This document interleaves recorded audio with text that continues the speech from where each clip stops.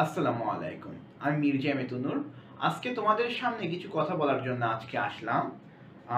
ইতোমধ্যে আমরা কিন্তু ইংলিশ ক্লাস শুরু করে দিয়েছি। ন্যারেশনের ক্লাস অলরেডি ২ টা আপলোড হয়ে গেছে। তোমরা যারা দেখোনি এখনো অবধি, তোমরা ক্লাসটা দেখে নিবে। আশা করি ইনশাআল্লাহ ওই ২ টা ক্লাসের মধ্যে ন্যারেশন যেভাবে বর্ণনা করা আছে, প্যাসেজ ন্যারেশনে তোমাদের আর কোনো সমস্যা হওয়ার কথা না। তারপরেও তোমরা যারা ন্যারেশনে আরো প্রবলেম ফেস করো, তা অলরেডি কিছু আমি এসডব্লিউ দিয়েছি। সেটা আমি আশা করি তোমরা স্কুল ম্যাথমেটিক্সের যে গ্রুপটা আছে সেখানে আপলোড করবে। আমি ইনশাআল্লাহ তোমাদের যে ভুলগুলো হয় কিংবা যে ত্রুটি থাকে সেগুলো আমি সমাধান করে দিব ইনশাআল্লাহ।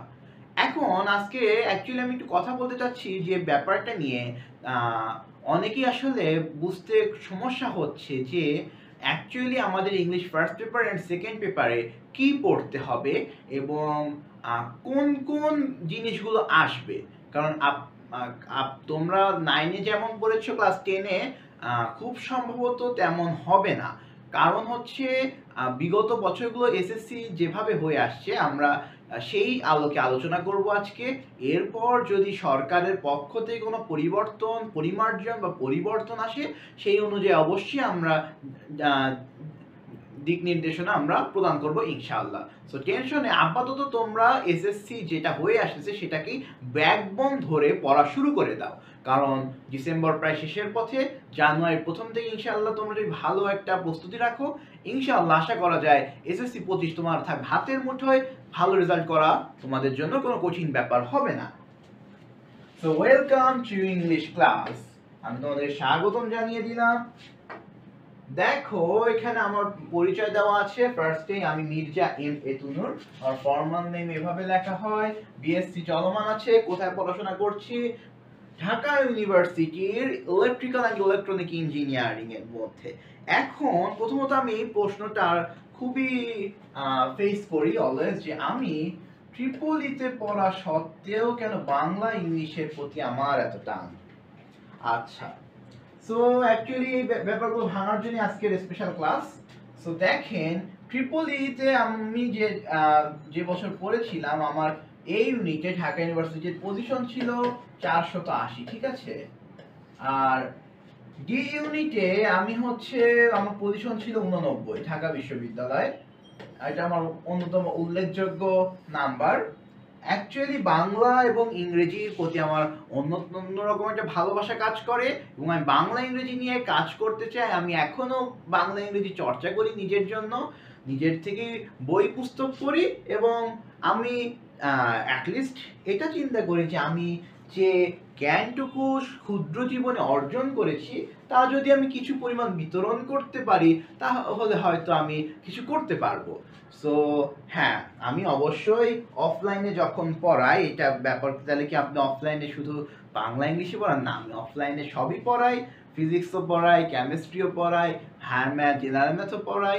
আবার ঠিক সেভাবে আমি ইংলিশও পড়াই, বাংলাও পড়াই। সো এটা নিয়ে আপনারা যারা একটু দ্বিধান্বিত আছেন যে আমি আসলে ইংরেজি পারবো কিনা, বা অ্যাকচুয়ালি একজন ইঞ্জিনিয়ার কিভাবে ইংলিশ পারবে, তাদের জন্য আমি একটু বলে দিচ্ছি যে হ্যাঁ, আপনারা জানেন যে ঢাকা ইউনিভার্সিটির যে ডি ইউনিট বা বি ইউনিট, এগুলো কিন্তু পরীক্ষা হয় বাংলা, ইংরেজি আর সাধারণ জ্ঞানের পরীক্ষার উপর, ঠিক আছে। এখানে কিন্তু ঢাকা বিশ্ববিদ্যালয়ের ইংরেজি কিন্তু পাশ করা খুব কঠিন একটা চ্যালেঞ্জ। সেখানে আলহামদুলিল্লাহ আল্লাহর রহমতে শীর্ষ 100-তে ছিলাম। এটা আল্লাহর রহমত ছাড়া কিছুই না। আসলে অর্জন আমাদের কোনো ক্রেডিট না, অর্জন আমার সৃষ্টিকর্তা আল্লাহ তাআলা আমাকে দান করেছেন। আমি আজও বিশ্বাস করি সেটা আল্লাহর রহমত ছাড়া কিছুই না, ঠিক আছে। তো আল্লাহর রহমতে হতে পেরেছিলাম, কষ্ট করেছিলাম এবং আল্লাহর রহমত ছিল। তো ইনশাআল্লাহ, তো সেখানে আমি যে প্রিপারেশন ছিল, এখন আমার নিজেকে প্রতিনিয়ত আপগ্রেড করার চেষ্টা করি। সো আমি ফার্স্টে যে ভিডিওটা দিচ্ছি, এখানে ইংলিশ ফার্স্ট পেপার নিয়ে আলোচনা করছি। প্যারালাল ভাবে তোমরা আরেকটা ভিডিও পাবা, সেটাতে হচ্ছে ইংলিশ সেকেন্ড পেপার নিয়ে আলোচনা করব, ঠিক আছে। আচ্ছা, কেউ যদি জানতে চাও যে আমি ডি ইউনিটে কোন সাবজেক্ট নিয়েছিলাম, হ্যাঁ, আমি ডি ইউনিটে মাস কমিউনিকেশন আর জার্নালিজম সাবজেক্ট নিয়েছিলাম। আর ওইটাই ফার্স্ট চয়েস দিয়েছিলাম, কারণ আমার হচ্ছে জার্নালিজমের প্রতি একটা আগ্রহ আছে, পার্সোনাল খুবই আগ্রহ ছিল যে ভেবেছিলাম যদি ওখানে যাই তাহলে ওই ওই প্রফেশনে হয়তো আমি ইনক্লুড হব। সো যাই হোক, পরবর্তীতে ইঞ্জিনিয়ারিং হয়ে যাচ্ছি। এখন দেখা যাক আল্লাহ ভরসা বাকিটুকু কতটুকু হয়। এখন যারা তোমরা সায়েন্সে আছো তারা তো ইংলিশ ধরতেই চাও না, এটাই তো সমস্যা। যে সায়েন্সে, হ্যাঁ স্যার কিংবা বড় ভাই সায়েন্স পড়েই তো হচ্ছে সময় হচ্ছে না, ইংলিশ কখন ধরবো। সো দেখো, আমরা যখন হচ্ছে ইংলিশ কেন পড়া দরকার এটা আসলে একটু আমি আলোচনা করে নিতে চাই ফার্স্টে। কেন তোমরা ইংলিশ আর বাংলার প্রতি জোর দিবা? বাংলা নিয়ে আমার আরেকটা ভিডিও আসবে ইনশাল্লাহ, ওটা আমি হচ্ছে একটু সরকারি সিলেবাসের জন্য আমি অপেক্ষা করছি, কারণ হচ্ছে বাংলা প্রথম পত্র ইতোমধ্যে জানো যে কিছু বই গদ্য পদ্য পরিবর্তন হয়েছে, সেই অনুযায়ী আমি পরবর্তীতে বাংলা ভিডিওটা নিয়ে আসবো। আর হচ্ছে বাংলা দ্বিতীয় পত্র এখনো কিন্তু খোলাসা করা হয়নি যে কোন বই পড়ানো হবে, যেটা কি হচ্ছে মাঝখানে কিন্তু বই চেঞ্জ করেছিল, ঠিক আছে। সো ওটা একদম শিওর হওয়ার পর ইনশাল্লাহ বাংলার তোমার রেগুলার ক্লাস পাবা, ততক্ষণে ইংলিশটা আগিয়ে রাখো। আচ্ছা, এখন হচ্ছে আমরা কেন ইংলিশ পড়বো? কেন সায়েন্স পড়লে হবে না? ভাই, বাংলা আর ইংলিশ হচ্ছে বেসিক জ্ঞান।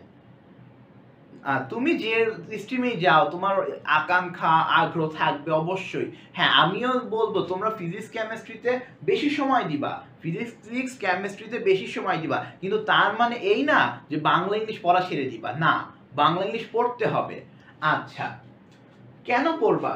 Two cutting a good figure in the school exam. For cutting a good figure মানে কি?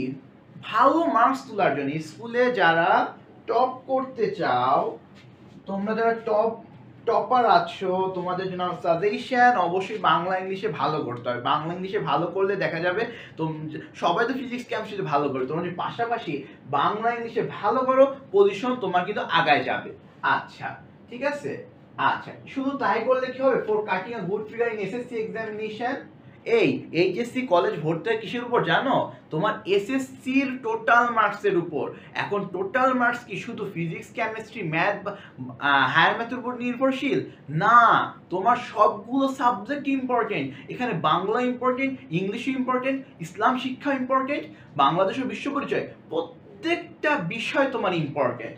সো তুমি যদি কলেজে ভর্তি, যেহেতু এসএসসি নাম্বারের উপর তোমার ভালো মার্কস লাগবে, সো তোমাকে এখন থেকেই এসএসসি এক্সাম ভালো করার জন্য ইংলিশটা ভালো করে পড়তে হবে। আচ্ছা, এখন হ্যাঁ, আমার কি পরীক্ষায় নাম্বার তুলে জীবনের সব উদ্দেশ্য? না রে ভাই, জানতেও তো হবে। ইংলিশ একটা ইন্টারেস্টিং ল্যাঙ্গুয়েজ, আপনারা শেখার চেষ্টা করেন। আপনারা যখন পড়বেন নতুন নতুন শব্দ ভান্ডার জানবেন, আপনি সেটা কোথাও অ্যাপ্লিকেশন করার ট্রাই করবেন, এটা ভালো লাগে, ঠিক আছে। For learning something new. এছাড়াও কি আছে?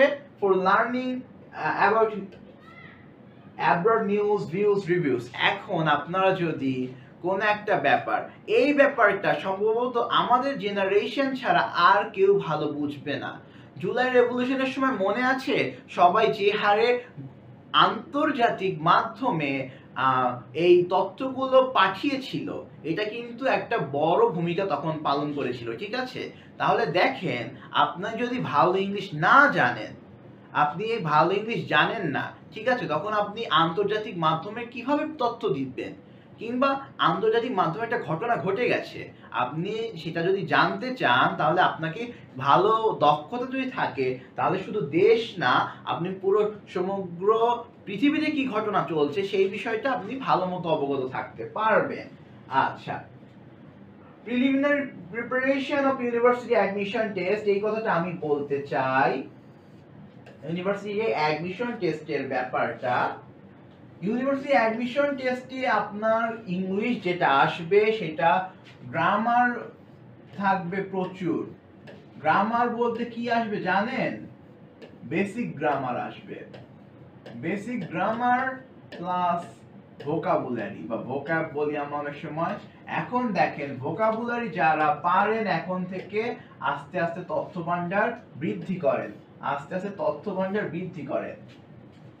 এখন দেখেন, আমার পজিশন আমি বলেছিলাম, এই পজিশন অর্জনে সবচেয়ে বড় অবদান কার জানেন? আমার স্কুল ও কলেজের ইংরেজি শিক্ষকগণের। আমি যাদের কাছে পড়েছি স্কুল এবং কলেজে, তারা আমাকে ডেভেলপ করে দিয়েছেন। আমি অ্যাডমিশন টাইমে জাস্ট আমি যে ভার্সিটি কোচিং বলতে আমি মেডিকেল প্রিপারেশন নিয়েছিলাম, মেডিকেল কোচিংয়ে জাস্ট 4টা লেকচারে আমাকে সম্পূর্ণ বেসিক গ্রামার ভোকাবুলারি শেষ করা হয়েছিল। এখন আপনি বলেন এই 4টা ক্লাসে কি আদৌ সব ভালো মতো শেষ করা সম্ভব? সম্ভব না। আমি শেষ করতে পেরেছিলাম কেন জানেন? আমি ক্লাস 7 থেকে যখন আমি ইংলিশ পড়া শুরু করছিলাম আমার স্যারের কাছে, তখন থেকে আমি চেষ্টা করতাম যে আমি যা শিখবো এটা যেন ধরে রাখতে পারি। ওই যে ধরে রাখাটা, ওই ধরে রাখা ইনশাল্লাহ এখনো কাজে দিচ্ছে, ঠিক আছে? তো আমি এই যে আমি আপনাদের বা তোমাদের যে আমি পড়াই, আমার এখানে আমার কোনো ক্রেডিট নাই। আমি আমার শিক্ষকদের অবশ্যই ক্রেডিট দিতে চাই। তারা যে আমাকে পড়িয়েছিলেন এবং তারা যে আমাকে গড়ে দিয়েছেন, সেটার বদৌলতে এখন আমি এই কথাগুলো বলার সুযোগ পাচ্ছি, ঠিক আছে? আমি কিন্তু এক্সট্রা তখন আমার প্রিপারেশন নেওয়ার তেমন সুযোগ ছিল না, কারণ মেডিকেল প্রিপারেশন মানে জানেন অনেক পড়াশোনা করতে হয়, ঠিক আছে? তো তার পাশাপাশি ইংলিশের প্রিপারেশন নেওয়া আমার সহজ হয়েছে এই জন্য, কারণ কি আমি 9-10 হোক, আমি 7 থেকে ভালো করে আসা শুরু করছি। আপনাদের যা চলে গেছে চলে গেছে, বাদ দেন। এখন যে সময়টুকু আছে সেটা তোমরা খুব ভালো মতো কাজে লাগাও, তাহলে দেখবা যে ইউনিভার্সিটি অ্যাডমিশন টেস্টে অনেকে ভালো করতে পারবা। আরেকটা ব্যাপার, অনেকেই তোমাদের মধ্যে অনেকে কি করবে, ইন্টারে বায়োলজি অথবা হায়ার ম্যাথের একটা অফ করবা। বায়োলজি আর হায়ার ম্যাথ একটা অফ করে ফোর্থ সাবজেক্ট হিসাবে। আমি জানি যারা মেডিকেল প্রিপারেশনে অনেকে হায়ার ম্যাথ অফ করে, অনেকে বায়োলজি অফ করে। তাদের জন্য কিন্তু বাংলা আর ইংলিশ বেসিক প্রিপারেশন নাও মাস্ট। স্পেশালি বাংলা, আচ্ছা বাংলাটা পরে বলি, অন্য একটা ভিডিওতে আমি বলবো ইনশাআল্লাহ বাংলা ডিটেইলস নিয়ে। সো কেউ যদি দুইটার একটা অফ করো, এখনই সময় তুমি ইংলিশটা ভালো করে শিখে নাও। কারণ এইচএসসি ইংলিশে তেমন নতুন কোনো টপিক নাই, যেগুলো আছে ওইগুলো ইনশাআল্লাহ তোমরা পারবা নতুন করে, তখন আমিও শিখিয়ে দেবো, কোনো চিন্তা নাই। আচ্ছা, finally to prove myself that I am able to কোপ উইথ এনি সার্কামস্ট্যান্সেস, তোমার যে কোনো পরিস্থিতি আসুক, যে কোনো প্রতিকূল অনুকূল যাই আসুক না কেন, তোমরা ইংলিশ ভালো জানলে এটা তোমরা ইন ফিউচার কাজে লাগাতে পারবে। So SSC English curriculum first পেপারে কি কি পড়তে হবে আমি একটু ভিডিওটা বলে দেই। দেখো এখানে 3টা প্যাসেজ আসবে। কয়টা প্যাসেজ আসবে? 3টা প্যাসেজ আসবে। Passage 1, passage 2, passage 3। এইটা আসবে ইংলিশ ফর টুডে থেকে, ইএফটি। ইএফটি মানে কি? English for today. English for today বইটা হয় কিশোর পরিবর্তন হবে, পরিবর্তন পরিমার্জন যাই হোক না কেন, সেখান থেকে তোমার প্রথম যে প্যাসেজটা আসবে একটা সিন প্যাসেজ থাকবে, এটা সিন হবে। এই সিন প্যাসেজটা থেকে তোমার এমসিকিউ আসবে 7টা, মাল্টিপল চয়েস কোশ্চেন, আর কোশ্চেন অ্যানসার থাকবে 5টা কোশ্চেন অ্যানসার করতে হবে 2 মার্কস করে, তাহলে এখানে 10 মার্কস আমার থাকবে, ঠিক আছে? সো এখানে কিন্তু মুখস্থ করে গেলে হবে না, প্র্যাকটিস করতে হবে, বুঝতে হবে। প্যাসেজ 2 এটাও সিন আসে। তোমাদের বই থেকে যে কোনো একটা প্যাসেজ তুলে দেওয়া হবে, যে কোনো একটা প্যাসেজ তুলে দেওয়া হবে, সেই প্যাসেজের মধ্যে থেকে একটু প্যারাফ্রেজ করা হবে। প্যারাফ্রেজ মানে কি জানো? তোমাদের যে টেক্সটটা থাকবে সেই টেক্সট হুবহু আসবে না, একটু পরিবর্তন করে দিয়ে, হয় পার্সন পরিবর্তন হতে পারে, ন্যারেশন পরিবর্তন হতে পারে, ভয়েস পরিবর্তন হতে পারে, কয়েকটা ফিল ইন দ্য ব্ল্যাঙ্কস আসবে।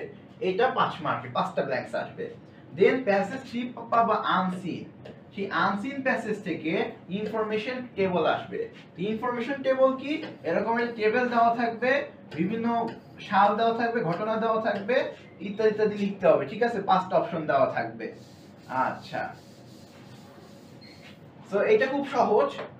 তোমার প্যাসেজের মধ্যেই অ্যানসার দেওয়া থাকবে, প্যাসেজ খুঁজবা, বসাই দিবা, সামারি করতে হবে। ওই যে প্যাসেজটা আসবে তার কিন্তু সামারি লাগবে, ঠিক আছে?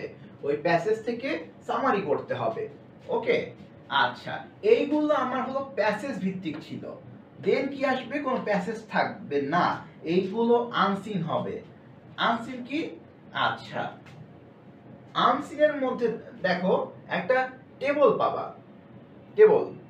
এই টেবলের কাজটা কি হবে? টেবল হচ্ছে